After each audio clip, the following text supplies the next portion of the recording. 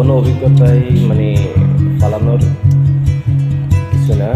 আপনার যখন কোনো অভিজ্ঞতা আপনার ভিতরে থাকবে, আপনার সেই অভিজ্ঞতার আলোকে আপনি প্রবাস জীবনে যে কোনো দেশে যাবেন, সেখানে আপনি সাকসেস হতে পারবেন এবং সেই অভিজ্ঞতার আলোকে আপনি আপনার কেরিয়ারটাকে আপনি অনেক সুন্দর এবং ভালো মানের একটা অবস্থানে নিতে পারবেন।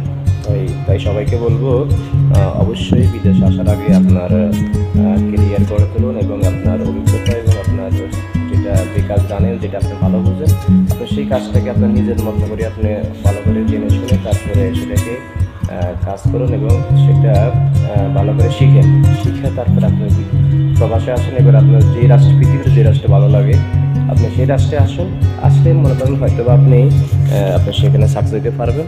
কারণ এটা আসলে আমার কথা না, এটা আসলে আমার অভিজ্ঞতার আলোকের কথা।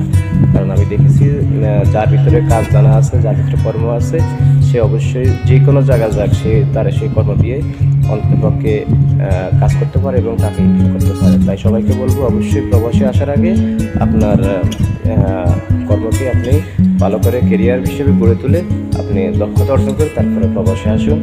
সবাইকে